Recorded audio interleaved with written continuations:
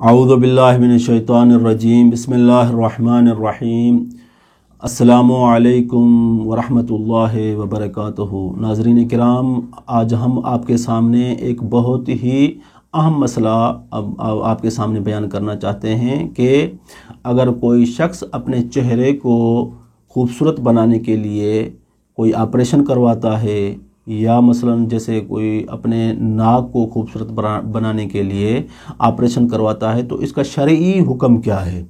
अज़ान मोहतरम, यहाँ पर जो तमाम फुकाहा हैं वो कहते हैं कि आप अगर अपने चेहरे को खूबसूरत बनाना चाह रहे हैं तो ये ऑपरेशन करवाने में कोई हर्ज नहीं है।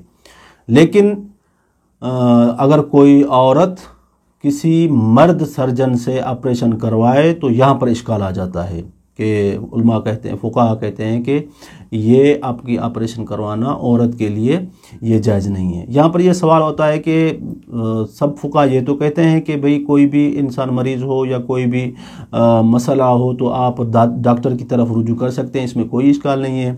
यहाँ पर फुकाहा क्यों मना कर रहे हैं? तो अज़ीज़ान मोहतरम, वहाँ पर जो हमें इजाज़त मिली है वो इस हवाले से मिली है कि वहाँ पर हमें मजबूरी है कि कभी भी कोई शख्स मरीज़ हो जाए, कोई ऐसा मर्ज़ लाहिक हो जाए तो मजबूरी की सूरत में अगर औरत मर्द डॉक्टर की तरफ रुजू करे तो ये जायज़ है। लेकिन यहाँ पर अपने चेहरे को खूबसूरत बनाने के लिए किसी मर्द सर्जन की तरफ रुजू करना ये इज़्तिरारी सूरत नहीं है, मजबूरी की सूरत नहीं है, ये हमारा इख्तियारी अमल है। अगर हम न करवाएं तो भी हम इससे खुदा न खास्ता हमारी मौत वाक़ई नहीं होती।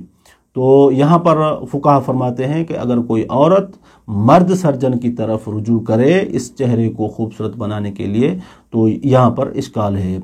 और अगर कोई, हाँ, ये हो सकता है कि अगर औरत किसी औरत सर्जन के पास रुजू करे इस चेहरे को खूबसूरत बनाने के लिए या नाक का ऑपरेशन करवाने के लिए तो यहाँ पर कोई इश्काल नहीं है। वस्सलामु अलैकुम वरहमतुल्लाहि वबरकातुहू।